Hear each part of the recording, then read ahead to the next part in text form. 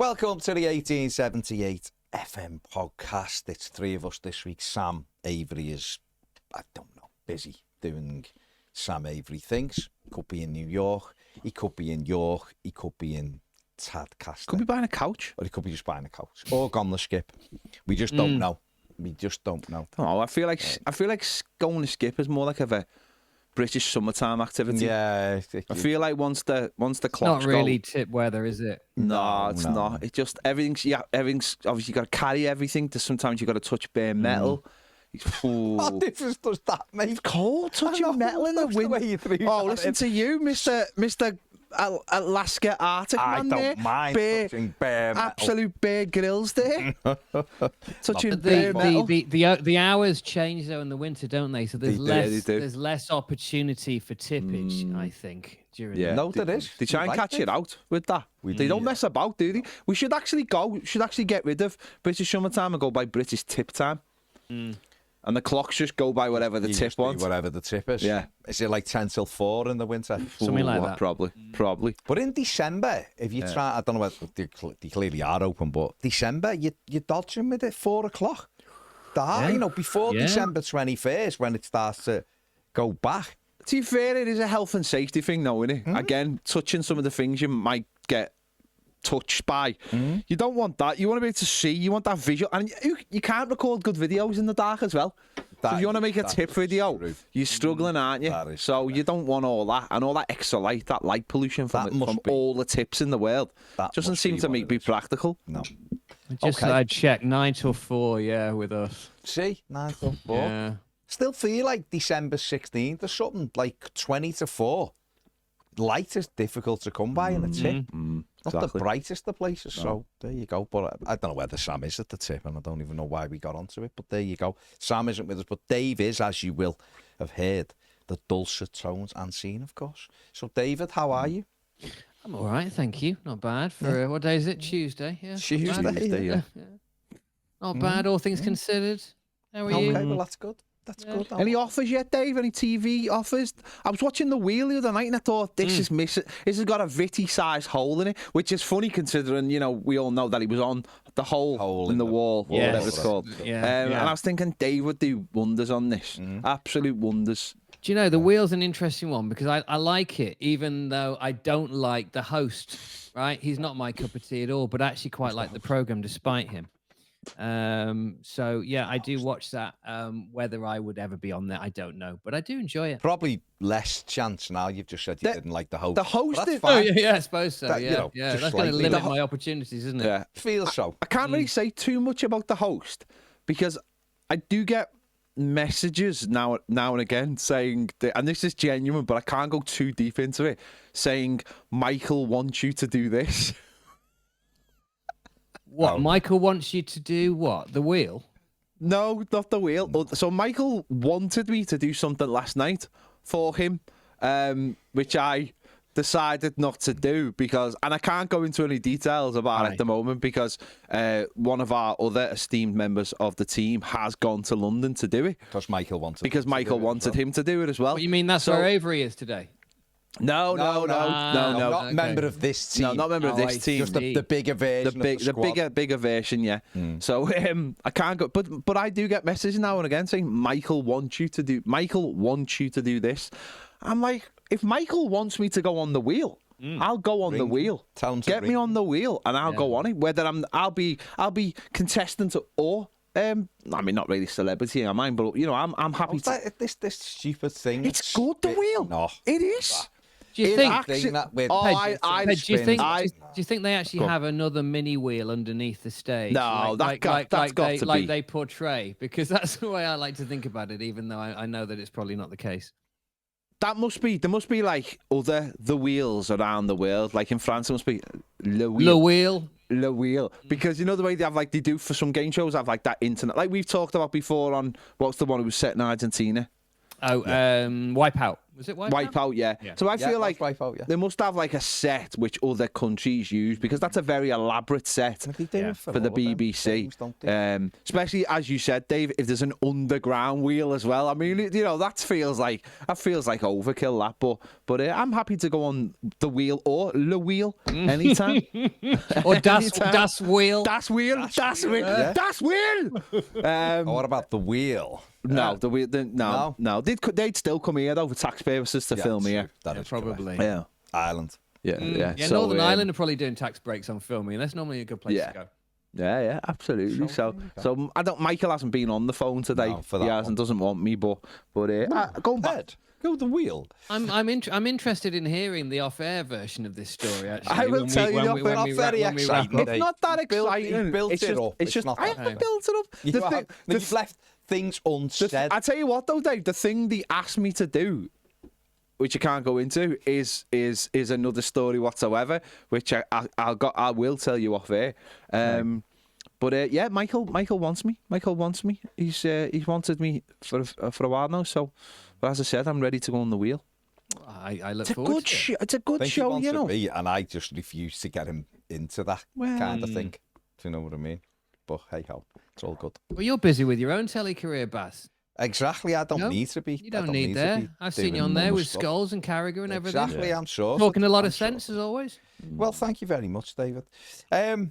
Let's get on to a bit of footy, because Everton did play last night. Dave, what are your overriding thoughts? Because I'll be honest, while the game was going on, I was furious. Then after it, I was less furious. And this morning, I'm sort of like, you know what?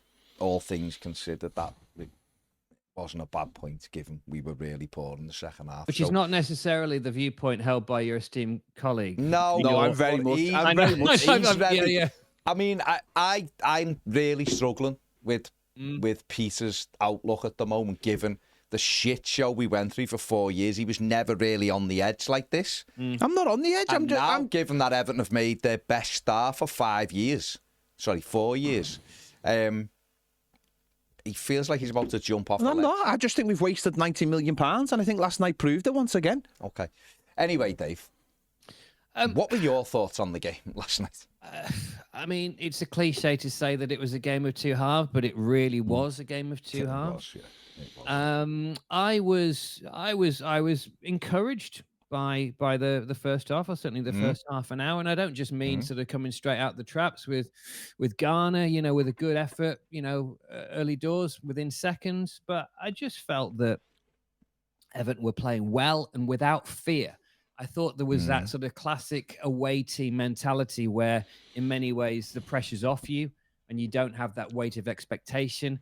And they were playing well, and I was excited by it, you know. And obviously, you know, Jai's goal was fantastic, but I knew that we needed another one.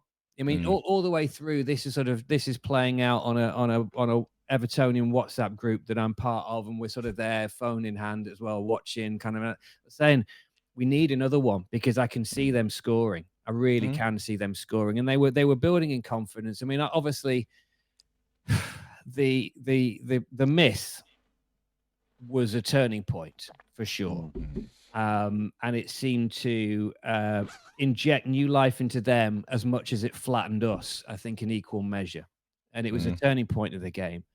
Yeah, I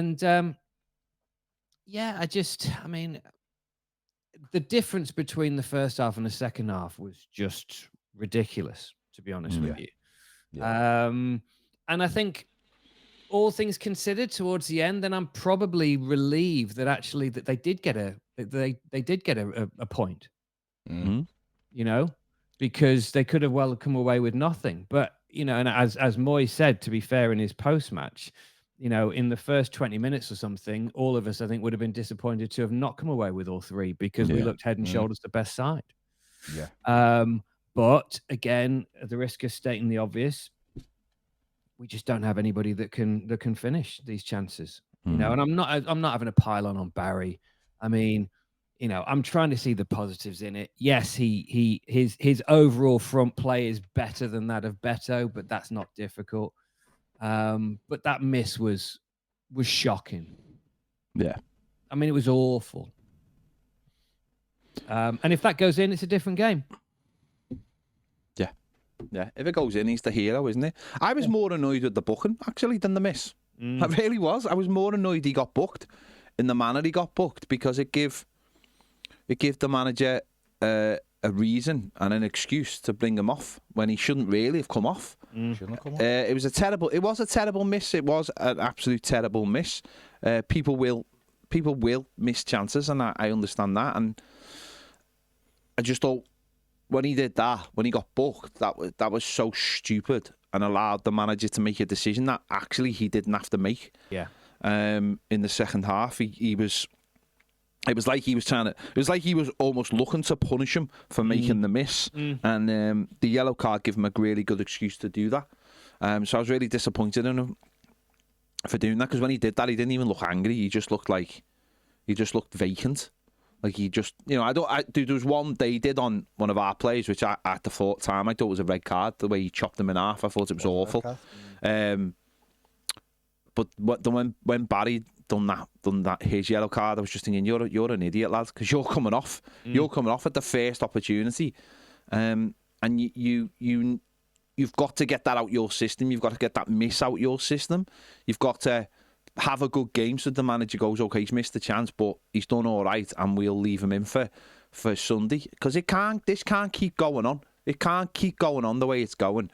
Beto did absolutely nothing when he came on, and we need some stability. We need that lad to grow in confidence, because that's who we've invested in, and that made me angry. But yeah, I mean, you're right, Dave. After the first 30 minutes, we were absolutely cruising, and other teams would have been 3 or 4-0 up, genuinely. It's just it was that extra goal, which I think would have made a huge amount. Listen, we were never going to put 3 or 4 past them, just because we don't have that kind of conversion rate in terms of chances. Other teams do, with clinical players and clinical strikers in particular. We were never going to do it, but just to have had the second one. Yeah. From somewhere, whether it was Grealish, whether it was Garner, whether it was Barry, one of them. Yeah. Take the opportunity. Take that opportunity to just finish the game. Because if it had gone 2-0, let's be honest, it would have. The crowd was already quite flat, and they were getting angry because of the fouls that they were making on our players, which was weird that they were getting angry about that. But the opportunity was there. But once that missed, like you said, once he missed that, then the whole thing just flipped, didn't it? There was just everyone just seemed to be, our team just seemed to be deflated, understood what kind of chance it was, and Sunderland came back at us immediately. Yeah, absolutely. Xhaka had a great game. I thought he deserved his goal, albeit it was a massive deflection. But then after that, there was just chaos. Yeah, because there was this situation where it was chaos and we were just completely on the ropes. And obviously, Jordan did well to readjust himself for that second save. But I think it was borne out by that clearance of O'Brien just straight after that, where he just launched it like anywhere, and it was just like it was just chaos. Yeah, I just couldn't believe how things had changed so much from just looking, confident and, again, cliches in football, but like they were enjoying their football. Do you know what I mean? Players playing without fear. And it was really good to see. And then it was just all undone. And they were dreadful in the second half. It's really weird, because the first half an hour was a sort of... I'll be honest, going into it, I thought they'd beat us, because I just thought that energy. And yeah, Everton were excellent in the opening half an hour. The first action, Barry wins a great header, great knockdown, Garner strikes it, shaves the post, and we were on it from that moment. And Barry's sit is a bad one. It's a bad one. He's leaning back. He should just guide it into the net. And I still wouldn't have said it was game over, but it means they've got a mountain to climb, doesn't it? And that changes everything. But that can't be a reason why your team stops playing, because you think, we should have made it 2-0. There was an hour or so to go with that game with injury time. And if we're that frail as a team, that one thing that doesn't go our way means we stop playing, then that's the worry, problems isn't are it? far bigger. Yeah, the problems are far bigger. Second half, we've come out. I don't know. I'm quite sure the manager didn't say, when you go out for that first 10 minutes, just let them have all the ball and don't put a tackle in and don't be organised. But we did. The goal's too easy. Michael Keane, let's run past them. Then Tarkovsky and Mikalenko, for some reason, stay in the 6-yard box instead of getting out. I don't know why he keeps sticking his foot out. That's 2 in 2 away games that Pickford would have saved easily, and he's deflected it past them. And then it's not being able to get hold of the ball after that in midfield. We just lost the midfield totally. And that can't happen. And then substitutions from the manager. Barry should never have come off. Don't care if he got booked midway through the first half or just after his miss. So it wasn't as if he was running around, knocking people over, and the referee was going one more. He was still linking the play. He was still a better option than Beto. And then the Dwight McNeil one. The lad didn't see it coming. I just don't understand it, because he gave him 4 minutes or something at City the other week. And his comments afterwards, he was asked about it afterwards, and he looked angry at the question. And it felt to me, and I might be reading it wrong, but it felt to me like it was a dig at Tyler Dibling and Merlin Roll, maybe. It was like, yeah, Dwight McNeil's trained really well and nothing else. And that normally, when managers make those kind of statements, it's to give a kick up the arse to someone who maybe everybody else is thinking they should be coming on. I tell you what, I mean, if Dibbling is at the stage, if there's any truth in that, and Dibbling does need a kick up the arse for whatever reason, that's a concern, isn't it? A big concern. Listen, I don't know. There's no information. I'm just saying, when you're looking at David Moyes, just from experience with him, he says a lot in things he says, if that makes sense. There's more to what he says at times. You look and go, what does he mean there? And normally it pans out like that. I don't know. Dibbling might be the greatest trainer in the world, but I just found it a bit weird. And I found it a bit weird that he doesn't get on the pitch. And listen, if he'd have just said, Dwight deserved to go because he hasn't had a go and we're looking for something different, you go, okay, fine. If that's what you're looking at, no problem. But then Dwight couldn't get into the game, could he? He just didn't get into the game at all. Not one bit. So, and you can make excuses for that and say, well, he hasn't played or whatever. But if he didn't make any contribution whatsoever, neither did Beto. No. And that's not good, because your subs have to come on. And ironically, to different degrees, I thought Irabunum and Alcaraz did. Now, Alcaraz just blew a great opportunity at the end by decision-making again. All he had to do was play back to Idris, and he's in the box with the ball. Yeah. Now, not saying Garner would have scored, because, you're backing him, but he was in the box with it, and he didn't. He'd done a step over, didn't get him anywhere, and the chance had gone. And at least Irabunum got on the ball and put himself about and stuff, but the other two didn't make any dent in the game whatsoever. And that's a frustration. I think Dave, what they said before was right. It was just chaotic. The goal was chaotic. What happened after the goal was chaotic. Even in the first half, it was just no one can put the foot on the ball, and it does make you worry that this team really lacks a backbone. Really looks at time really spineless. Really no one can grab hold of the game and say, lads, calm down, get back in your positions and do what you're doing. We just seem to. It's like being a trait for years and years. The old concede another one straight away. We were lucky that didn't happen last night. And I think the goalies are thankful. And I think the subs are an interesting one, because I think other teams maybe have a player, or maybe get a player on the pitch who can calm it down straight away. Bringing Beto on isn't calming it down, is it? It's just making a change for a change. And I don't believe Beto should have come on. I think he should have just left. He should have left Barry on the pitch, because he needs the minutes. He needs the minutes, but I also think he needs to get. Last night, I think he will have needed to get over that miss as well. Get another opportunity. See him when he come off. Need another opportunity. And I know people who were at the game were saying, Beto's out warming up immediately with his shorts on, and rather than tracky bottoms, and it's like those little messages, you're coming off in a minute. And it's all those little things. I don't think that helps. I think Moyes hasn't got the greatest track record with how to handle younger players, and I think his subs in general are really weird. Like, they're just strange. Like, there's no pattern to them at all. There's no one game you're like, oh, you'll bring Mail and Roll on, first sub. And then last night, Mail and Roll doesn't even get on the pitch. And I think Mail and Roll should have been a sub to come on and calm things down. Go into the middle of the park and calm things down a little bit. Or go and add energy. Maybe take Jake O'Brien off and put Garner at right back, and then put Mail and Roll in midfield, and just calm it down a little bit. Just get a grip of the game. But we didn't. We put better one, and it's like, well, that doesn't solve the problem. It's still chaos at the back. Like you said before, it's just like everyone's just getting kicked up in the air, so it's all coming back all the time. And don't get me wrong, they did very, very little second half, other than those 2 chances and a couple of like opportunities in terms of like maybe penalty shouts and things like that. But I thought he should have had one. I thought the Keane one looked very close to being a Keane penalty. one I was worried about because I thought it was more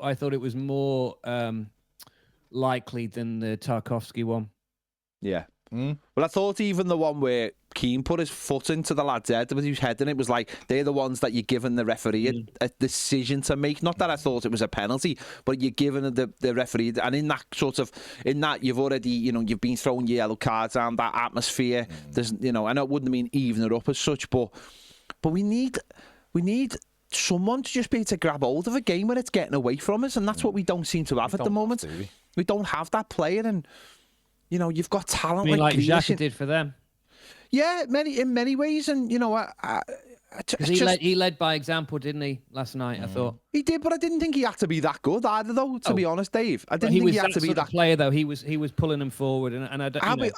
Yeah, and that's where I'm disappointed in all 3 midfielders. I thought Dewsbury all started well and then completely went out the game.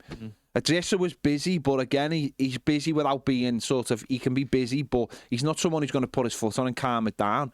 And that's where you want someone in midfield, and that's where we lack, we lack something, a little bit of just that number 6 who's going to calm it all down. And it's no coincidence that the likes of Sunderland and the likes of Brentford have gone for older, experienced midfielders this summer, when the rest of the club Brentford seemed a bit like, oh my God, what's going to happen now? And Sunderland coming to the Premier League, they've gone, no, we'll get someone who's just like understands it. I think, not saying that's what we need full stop. It's worrying a little bit, worrying within the squad. We don't have that player when you look at all the experience we've got. We'll do that in midfield for us. No, I mean, just someone who can just calm it down anyway, never mind get on the ball.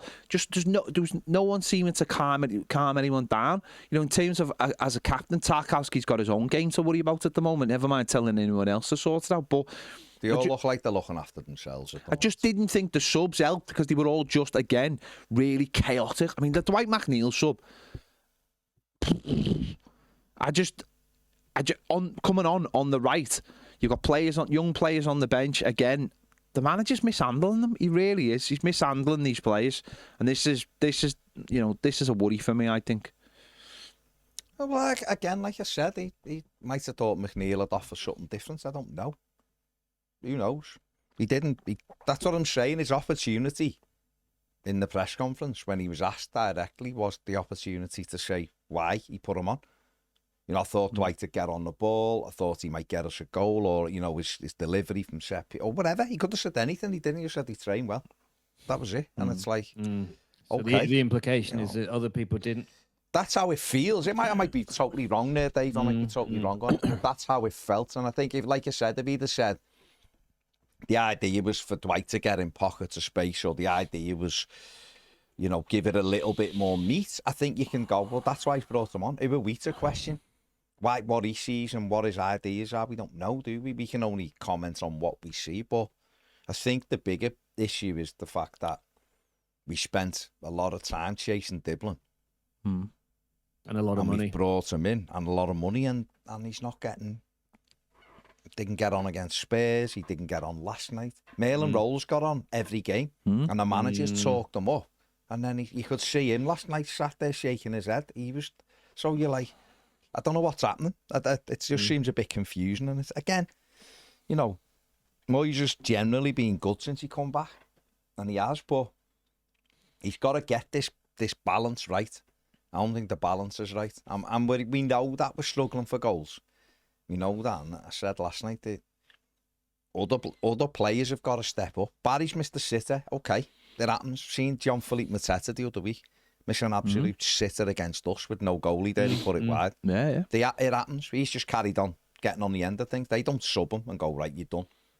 You know, he's back in and he gets goals. And listen, I'm not saying Tierno Barry's John Philippe Mateta, but he did have a shocking opening season for Palace. I think at 1 goal. He was terrible against us. And terrible in the And then the week after scored a hat-trick. Yeah. So the forwards do that, but other people have got to weigh in.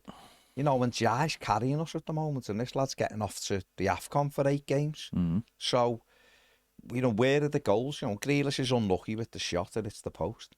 Dewsbury-Hall's got to do more. Adrissa's got to do more at the moment. James Garner's got to weigh in. The centre-backs off set. I can't believe how poor we are off set pieces. You know, we are dreadful. We're dreadful off them. And we've got to tighten all of the areas of the game up. You know, because we can't play for half an hour the way we did, and then it just goes to pot. You know, if we'd have played the same way in the second half as we did in the first half, we'd have won the game.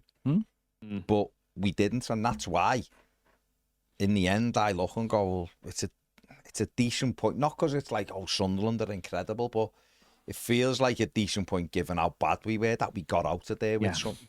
That's why it feels like a decent point, but I get everybody who's like, yeah, but we could have put the game to bed. We should have put the game to bed. I'm feeling exactly the same. I'm feeling exactly the same, but sometimes I feel like sometimes you step away and you go, okay, on the balance of it, you say it's a decent point, you move on. And it's all eyes on Fulham on Saturday. You know, they're a point below us. It's a chance for us to win. We've got difficult games coming up. We've got to get back winning at Hill Dickinson, and Saturday's the perfect chance to do it. Yeah. Big game. As Brucey said. My first one at the new ground. Ooh. Is it Saturday? It's right, David.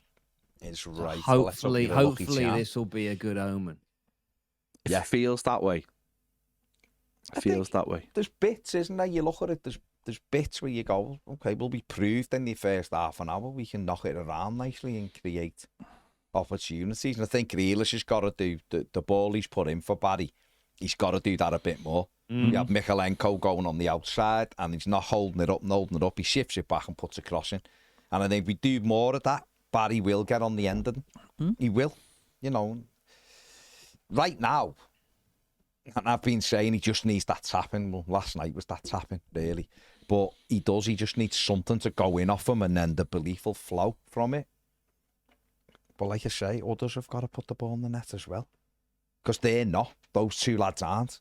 So others have got to. And I'll be really disappointed in the manager if Beto starts on Saturday. It's back to that again. Yeah. I'll be there. Because if Beto to come on and knocked them about a bit last night and got himself a goal, you go, okay, well, he's reacted. So, but he didn't really affect it. So, yeah. My gut feeling would be, though, that I think he probably will do exactly what you're suggesting. I think he probably will start Beto on Saturday.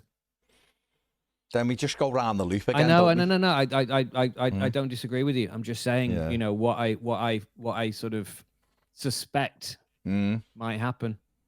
Well, what do you think about this? Is the second game on the run now that he's took Jake O'Brien off, you know, and put James Garner to right back. Is it time then? Is it time for him to just put his hands up and go, right, James Garner's playing right back? Well, this is it. We're not getting enough. Yeah, I don't understand why, you know, when you saw that lineup last night and you kind of think, well, you know, we did say that changes need to be made, but we suspected that they probably wouldn't. And we were right. And yeah, I don't understand it because, as you say, he's doing that change and he's putting Garner there. But why is he not just doing that from the off? Why does he still start with O'Brien? See, I look at it and just think, you go away and there is that caution there, of course there is. But if you want to get on the front foot, then, and quite clearly it's in his mind, 3 of the last 4 games, James Garner's ended the game at right back. Okay, so therefore, is it now not time to go, right, we're going to mix it up? Now, if you know, I actually thought Michael Keane did all right last night. I give him man of the match in my thing, because I didn't think anyone else really stood out, and I thought he did. I mean, he had a couple of moments where the one he could have cost us the pen, and there was another one where he didn't know where the ball was at the end of the first half, which I find startling as well. That the ball goes in the air, how you don't know where the ball is, but hey, but I think he generally did well. I know a lot of people will say, well, everyone else is not playing well because he's in there. I don't know. Who knows? But if you're looking at Tarky and thinking he's not playing well, take him out then. Put O'Brien there. But I think to get Everton on the front foot, Jake might have to come out the side. And then James Garner goes to right back. And then you make the midfield make up slightly different. Whether that's Carlos Alcaraz coming in or whether it's Merlin Roll starting at the weekend. But I think it is time now to try to get on the front foot. It's a home game against a team lower than us in the league. Yeah. Aren't playing great. Give up chances. For me, we couldn't handpick a better game to play. No, absolutely. Now, they are dangerous. They are. I mean, we haven't beat them for 4... In fact, since they got promoted again, we haven't beat them at home, which is astonishing given until COVID, they'd never won a game. Yeah. And all of a sudden, they've got our number. But this represents the chance for Everton to mix it up at the weekend and get on the front foot. Hopefully, Illiman and Jai is okay. We lost that as well when he went off. We lost any spark we had of maybe creating something.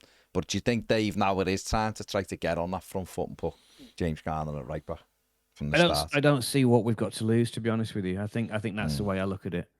I certainly don't think it's going to be a negative decision or a detrimental decision. So with that regard, and as you say, home game against arguably a side that we couldn't handpick a better game. You know, they're not a bad side, but there's no bad sides in this league. So you know, it's I think they should. I just think, why not experiment with some other changes all around, as you say. You know, because that in itself then facilitates changes in the midfield if you move Garner there. So who comes in for you then? Pardon? Who comes in for you if James Garner's going to right back? Yeah, then that means there's a choice of Irabunum, Merlin Roll, and Carlos Alcaraz really for those central roles. The most likely one would be Irabunum, I suggest.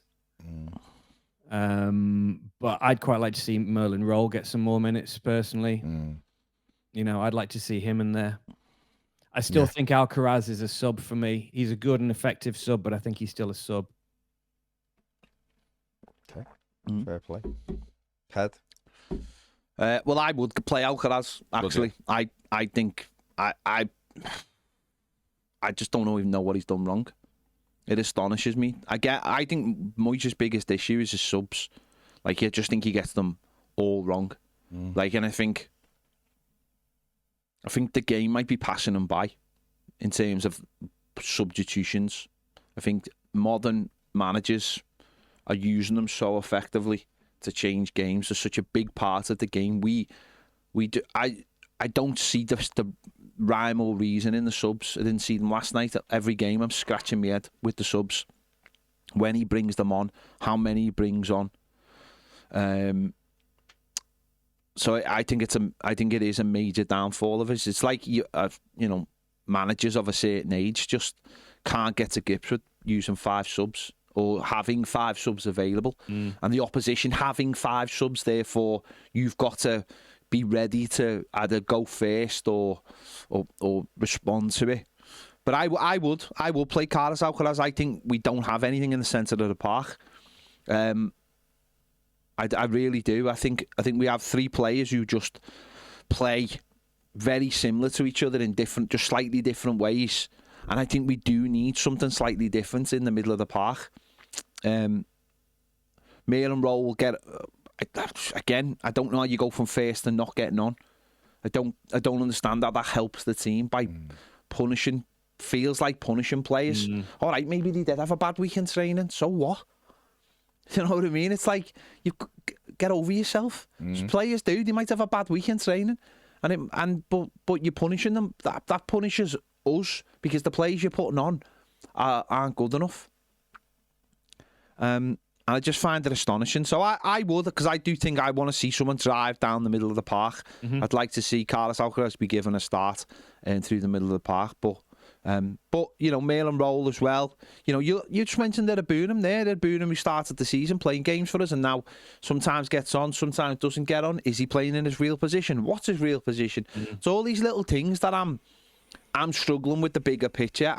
Listen, I'm not sitting here calling for David Moyes to be sacked or anything like that.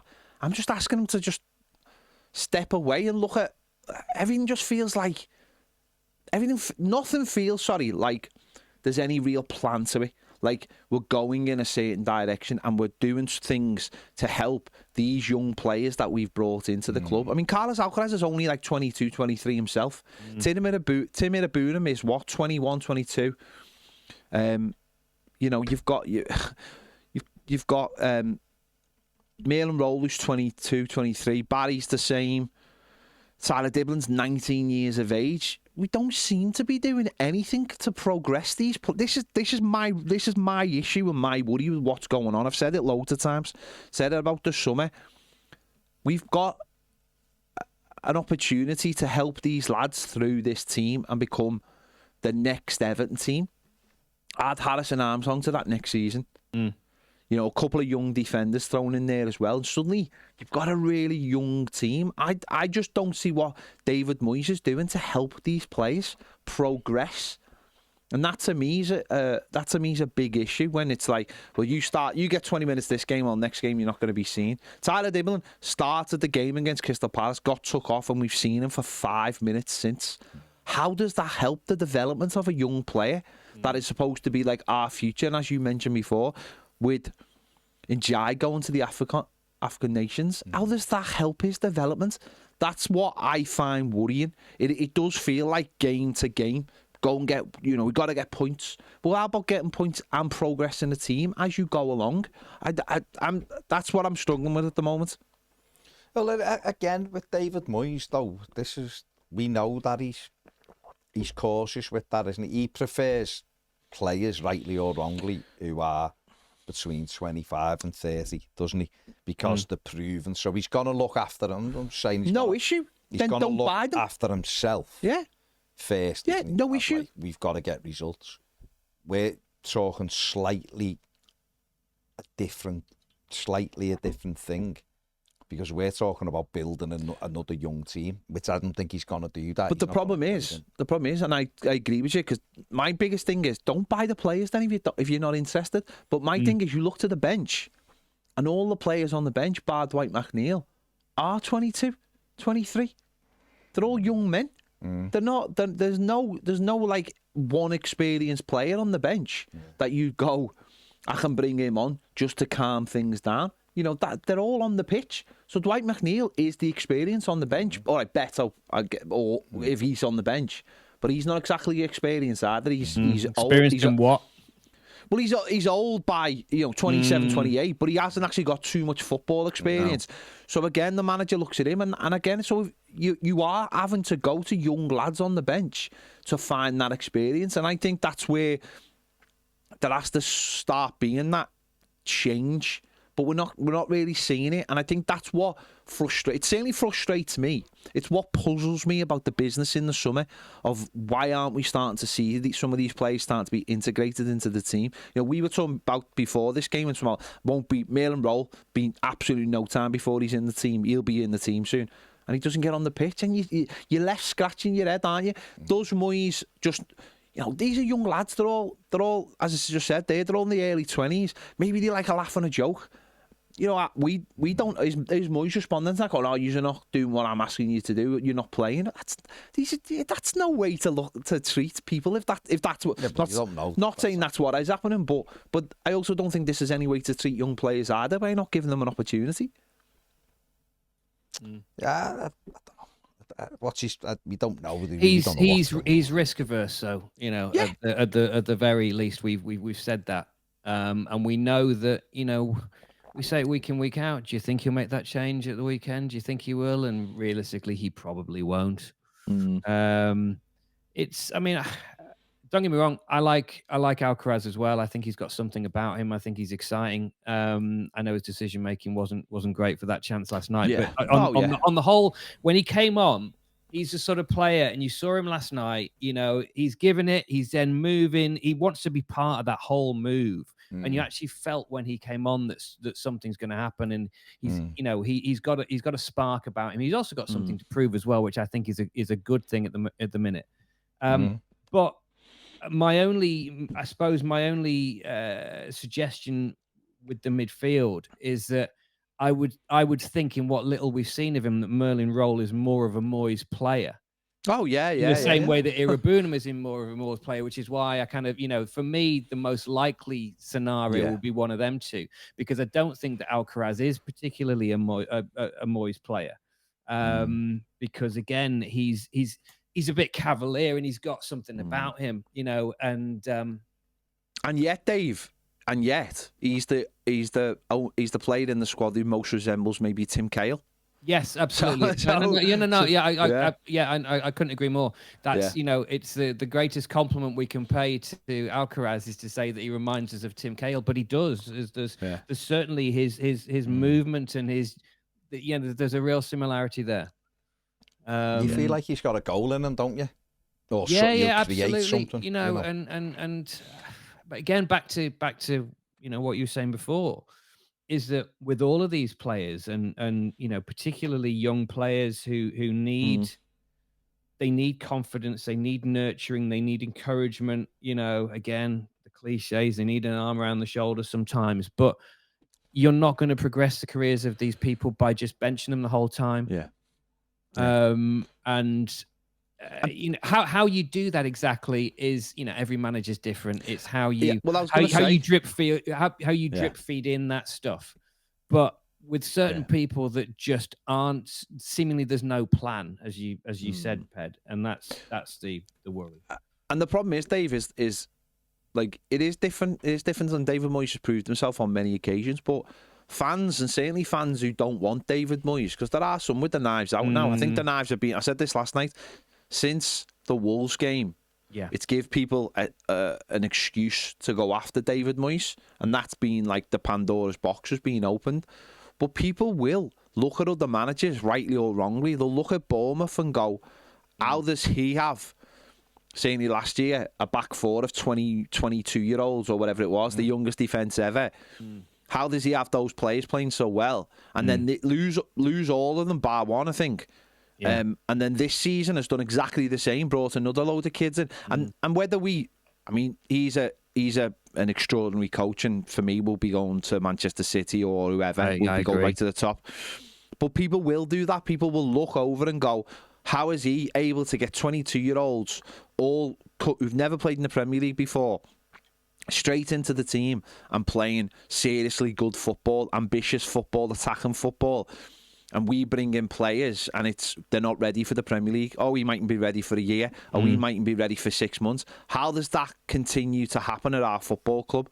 Is that by the players we buy, or is that by the choices of the manager and of the coaches? How does that continue to happen? Is it just being brave? Is it being a better coach? And people will start asking those questions. But it needs to be linked up, and for whatever reason, it doesn't seem to be linked up at the moment. No. And I genuinely don't know what. No. I don't know where the weak link is, because the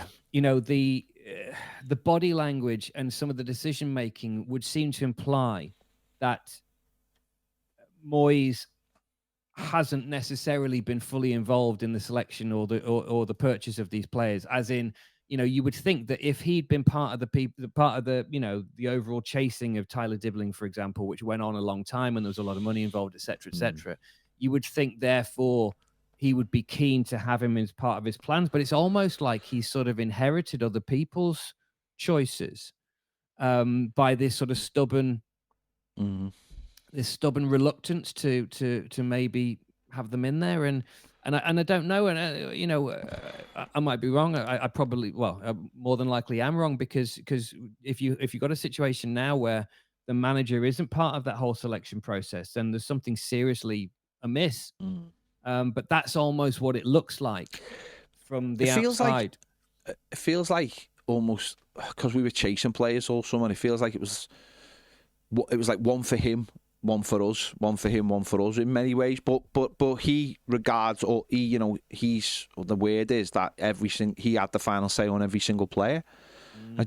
But some of them you see some. It's funny because I think back to when we were chasing Liam Delap and how much he sort of went public with that, and the press made it known that he'd gone out with them for a meal and sat down and said, I'm going after Liam Delap and throwing me hat in, don't care who goes after him. Like, it feels like that was his number one choice, and then because we didn't get him, and it's everything else just feels a bit like not like they weren't his players, but like you've just been saying there, Dave, like there wasn't a massive amount of enthusiasm from the manager other than saying, I desperately need players over and over and over again.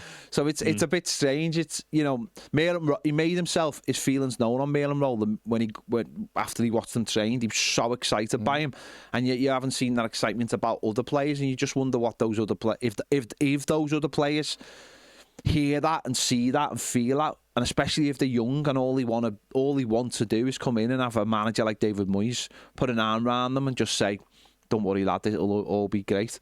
And even if he doesn't do that, you want someone to do that publicly just to make them feel better. So yeah, it's a very, I don't know, it's just a very topsy-turvy situation at the moment, which we'll all feel 100 times better if we win on Saturday, and it won't really matter. That's it. It's game by game, isn't it? And the frustration's there because, you know, we'd have been on a win and run. Of course, you're always disappointed, but you'd be like, well, keep it going, and we just keep moving. It's because we've won 1 and 8. That's why the frustration is there, and people were quite happy when we were 7th, 8th, of course, because we've slipped back into where we've been for too long. The worry is back. Yeah, and we're going to get dragged into that again, and they've got to quickly dust themselves down for Saturday and get over the line by hook or by crook on Saturday, get them 3 points and just settle everything down. You know, I said yesterday, if we come out of the next 2 with 4 out of 6, that's all right. That's okay. We'll be on 15 points. We'll be sort of mid-table-ish. You know, and it keeps us in touch with people above us and keeps us away from people slapping at our heels. But it does need freshening up. And people do need to be given the go, and maybe that's the biggest criticism right now, is that some people aren't seemingly being given the opportunity when other people aren't exactly pulling up any trees. And there's options there, you know, and previously we've been devoid of options on the bench, but there genuinely are options there, which I think is what makes it more puzzling. Yeah. Well, maybe it was a shot across the bows to some of the players. Yeah, maybe. About training and the realisation that you have to train like you're going to play, and you've got to put it in every day, and you've got to impress every time you're on the training pitch. And that's not a bad message to have. And hopefully, if it was, Mail and Roll and Tyler Dibbling can, and Carlos Alcaraz to that effect, can snatch that opportunity and get themselves in there and take it, because just right now we're not winning games, therefore it needs freshening up. You know, and give the other lads an opportunity to get part of a winning team. And I know Dibbling's a tricky one because in Jai's there and he scored all the goals. So, but at least be the sort of first sub then. Yeah. You know. Yeah, and also you've got to have one eye on AFCON as well. You know, and actually make a concerted effort to give him time. Because otherwise, Njai goes out the door and he's thrust into the team. Absolutely. And then he's not up to speed, and then what? You've got to take this chance now to get him some minutes. Yeah. Anyway. What else have you been up to, Dave? Away from. I've seen that Halloween costume, yeah, Dave. Tremendous. Tremendous. Yeah. Halloween, nothing at all to do with me. I can say, which won't come as a huge surprise to you. That was all my missus is doing. But you were in there. I was committed. in there. You know, I was selected. I was, you know, I took my chance. So yeah, made the start. Must have trained well. You got the warning. I've been training well all week. You know, so you give him the warning. That's the thing. Yeah. So, yeah, I just had to sit there and you know, open your eyes Smile. when you're told, close your eyes. Did you go smile. Did you go to a party or just like Yes. sit in the house? No. It would have been weird to have just sat there together, on Just the the sofa pair of them sat like that. Yeah. watching The Wheel on record. Yeah. Yeah. But no, we went to a house party at some friends of hers around the corner. So and like Was it people who good? really make an effort, like properly, like you walk in, and you, I mean, people that you wouldn't recognize at all in it. I mean, they fully go to town on it. I mean, our outfits were fairly. I'll be honest, Dave. We wouldn't have recognised them. That's all because we don't know them. Like, this is it. This is it. But even someone like me who has met them a couple of times wouldn't recognize most of them. Right. But yeah, no, that was Friday. So Halloween done for the year. I was going to say. I've never been to a Halloween party in my life. See, that surprises me because I'd have. It won't surprise many. Well, no, it does surprise me because actually, you're. How can I say this? You're interested in film and sci-fi and all that kind of stuff, and so I can see you getting dressed up as like a Marvel hero or something. No, I've only ever got into fancy dress once. I think we went to when we were in Florida one time. We went out for. What was it? Someone's birthday, I think it was, and we all went out for fancy dress, and I went as a gladiator. That was it. And that's it. That's the only time I've never been to a Halloween party since I was a kid. Like actual gladiator, like Russell Crowe, not like Wolf. Yeah. No, not like Wolf. No. I haven't got the hair. I haven't got the hair. Jet. Yeah. He'd look more like Jet. I would have tucked Jet. We all would have tucked Jet. No, I've never You'd been have trained well for that one, wouldn't you? Yeah. Oh, yeah. Mountain climbs. There'd be no complaints about the training levels that week. No, I've never been. It's yeah. No, I haven't, to be fair, since I was a kid. Just not in the popular. Not in that scene. Not in the popular pool. No. Well, I'm not in that scene either, in fairness. But every so often you have to be compliant, don't you? Have you ever been to like how can I phrase this? You ever been to like some kind of commercial Halloween party? Like, has anyone ever threw like a big do back in the day where you've gone and like loads of stars or anything there for like something like Halloween? Or no, never. That feels like something you would have done back in the day. Wow. You see, but actually, I worked out that I think last Halloween was the first time. Bearing in mind, I'm 41 now, right? Yeah. So last Halloween was the first time that I'd ever been to a fancy dress party of any shape or form. You're on a good run when you were 40. Yeah. You're on a good run, Dave. Yeah. That's it, Barry. Yeah, well worked out. I was only 40 at the time. Yeah. You were, yeah. Absolutely. Never know, Dave, but I didn't know whether you were still in your 30s. No. Just in my early 40s now. Just early 40s, yeah. I mean, Erling Haaland dressed up as the Joker.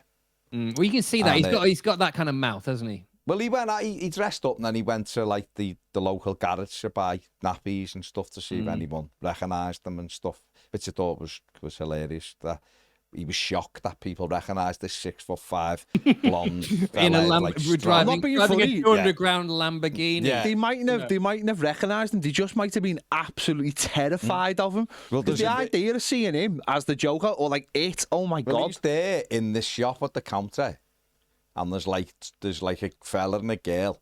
And like the fella's smiling because the fella obviously knows him, and he goes, don't you? Yeah. And then the girl sort of looks at him and goes, are you Haaland? Big man, like. And he's like, how did you not? And she's going, what are you doing in this shop on a Thursday night? And he was like, I'm going to a party. And then he showed like this girl, his wife, whatever. He's got a YouTube channel. I don't know if you've seen it. It's had 4 million views. I don't know if you've seen it. He's got a video with day in the life. And it honestly, genuinely is brilliant. Like he goes to like goes to a farm in the morning and buys all their steaks. Yeah. Honestly, and then it follows him all day to the end, the night where it's winter and he's cooking them. Well, autumn and he's cooking them in a barbecue outside. It's genuinely brilliant. He just said genuinely day in the life of a pro footballer. But it's not a pro football. It's just Haaland. No, that's what it's called. Sorry. But it's very much no one else is doing it. This Joker one will be there as well, Dave. You'll see him. Honestly, I went out as the Joker. Honestly, he's a different level. He's funny. He's funny. He is so funny. And the way, it's a brilliant video if anyone hasn't seen it. It really is. He seems like an alright. Yeah, he seems like a normal lad, doesn't he? What a player, though, by the way. What a player. He'd have finished that chance, wouldn't he? Possibly. Yeah. I have seen him put one over from underneath the crossbar, like with no goal. He'd got 8 last night. But he would have scored 8 past them. I just wanted to ask you this, Dave. You know, I seen this. There was a discussion the other day that I'd seen. I don't know whether it was on something, and it was making me laugh. And I think a comedian had made a couple of. So that's why I want to bring you into it, comedy, Dave, and all that. And the question was, why do we all pretend to understand wine? You know, when people have like a bit of wine and they go, "Oh, I can taste the tobacco." You know, fused I'm getting with hints leather. of hints of gooseberry. You know, and stuff. You know, isn't it? It's just grapes, isn't it? There's no hint of tobacco fused with leather. You know, and maybe the farmer was smoking round the grapes. Maybe. No, I've never really understood that as well. It happens a lot with red wine as well. I think maybe more so where they tend to have hints of all sorts of stuff, right? And yeah, I don't know enough about wine to understand. You know, but why do we have to know about wine? Can't we just taste it and go, "That's nice"? Because it's earthy. That isn't earthy. It's earthy, isn't it? You get it and go. Squiddle it round your mouth and spit it out. Oh yes, there's that love. Why? And yet, if I did that with anything, people would have a go. They'd have a go at me, wouldn't they? Talk about it having caramel notes and all sorts of stuff like that. Yeah, what do you know? Notes? Really, what are you talking about? Notes? How do they know this? You know? How's the palate that good? They can go. That's who's been chewing charcoal? Exactly. To know. Who knows? You got a bad gut. And leather. You shouldn't really be eating leather. No. They don't say leather. You say, mate, the one I saw the other day was tobacco fused with leather. What are they, cowboys from the old from the old west? Yeah. You know what I mean? It's like, how's your brain gone? It's tobacco fused. I think I had red wine once, and it tastes like vinegar, and I never had it. And I never had it again because it just tasted like vinegar. I used to have the odd glass years ago, and it was all right. I haven't had the red wine for years, but I didn't go, "Oh, I can taste the South African red grape fused with a bit of lemon seagrass," and you know what I mean? It was just, that's all right. That, oh my God, that tastes like literal vinegar. I don't know is a quick answer, to be honest with you, but I've never understood. But you read the descriptions of wine on menus and things, and you kind of think, where on earth do they get all this stuff from? You know, gooseberries and caramel and hints of chocolate. You know, not for Actually, me. I thought you would have done this years ago. You'd have gone to like wine. Our expectations of Dave are massive, aren't they? We I just think Dave, I just feel like I'm a weekly disappointment in many ways. No, not really. Not really. The fact is, what you should. You're a man of the people, Dave. A man of the people, and a man who was in lots of amazing situations. Yeah. You should celebrate that. We hold you in such high esteem. Well, no, it's very you kind. would have been. You know, Dave, can I just ask you one question? Yes. Because just on that sort of level, do you look at do you go back to when you were on the biggest radio station, biggest show for how many years did you do? It was like nearly 9 years. 9 years, yeah. Do you look at what's going on now and think, I would love to be part of that, or do you think it's it's become quite stepped away from being for everyone? Because everything's fractured now. Everything seems to be a little bit fractured. Do you look at it now and go, I'd love to be part of that. They're doing this, they're doing that. Or do you think it was better when you did? I know everyone will always say, oh, it was better. But do you think it was better when it felt like something that everyone enjoyed and you got better opportunities? Or do you think now it's better? I think it's a difficult question to answer because I think that the landscape has changed at the risk of sounding all sort of media about the whole thing. But I genuinely think the landscape has changed in so much as, especially when you look at something like Radio 1, because when we were on there in our, sort of heyday, it was 2004 to 2012. It was a very different time to where we are now in terms of the media and again, risk of sounding a bit South Bank show, the way that people consume the media, but it's true, and you only have to, I've got an 18-year-old daughter, and you only have to see it, when you look at the way that kids, kids watch things and listen to things, and they don't watch the TV and listen to the radio in the same way. And I'm not sure that sort of show that we had will ever happen again, and listen, Greg James, I think is great. I think he's doing a really good job. I genuinely am, but I don't think that he will ever have the same show. And I think by his own admission, because it just doesn't exist like that. I don't think anymore. So, I mean, as a quick answer, yeah, I do. I miss having a laugh, and I miss the sort of the banter and the spontaneity of live radio and those sort of things. And who knows? One day it might happen again. I don't know. I don't know whether there's another gig in there for me or not. But to be honest with you, for now, I'm genuinely more than happy with my lot. I like being where I am. No, I wasn't. I know you weren't. But I was just sort of preempting the next thing, really. No, I wasn't digging you out. As in, no, you weren't. It's just interesting when you look at all the stuff going on now and the stuff that you did.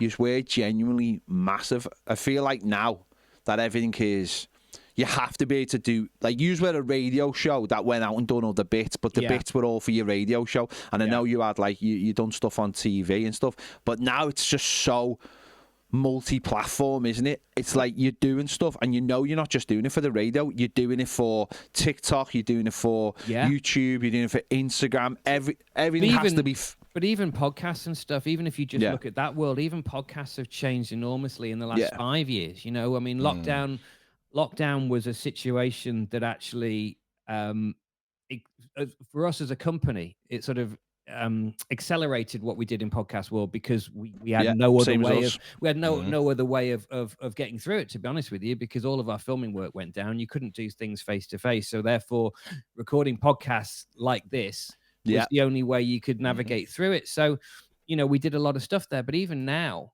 there's ways that we look at stuff, and it's completely different to what it was in 2020 and 2021, because you've got to think about TikTok, and also you're not just thinking about, and you guys will know this, especially from this channel, is that it's not just about what the audience is for this episode as a whole, right, which lasts for say an hour. It's about what the total engagement is in terms of all of those little clips, and you see things like Stick to Football and stuff like that, and half the time people never actually watch the full episode.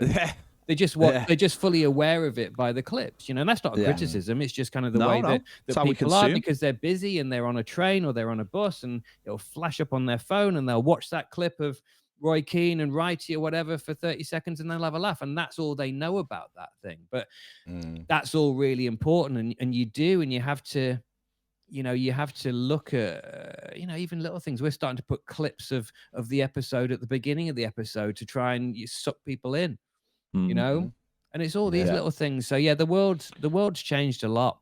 But there's certainly big parts of it that I do miss, but the 4:30 alarm call isn't one of them.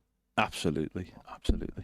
Brilliant. Right, let's leave it there. Thank you very much, Mr. My David pleasure. Vitti. Thank you very much. We will see you next week. Enjoy Fulham. Well, listen, hopefully I'll see you on Saturday. Jokes aside, I'm gonna be there early, because I've not been there before. I'm not, it's not like me turning up to Goodison and sort of. I want to get there early. I want to get there early. I want to have the full experience. So I will give you both a shout, and let's see if we can meet up outside for a blather. Okay, top man. Take it easy. Enjoy the rest of your week. Thanks, Dave. Take care. Matey. Bye. Take care. Bye bye. Make sure you like, subscribe, do all of that stuff. Leave your comments on anything we've discussed, and we'll see you later. Bye.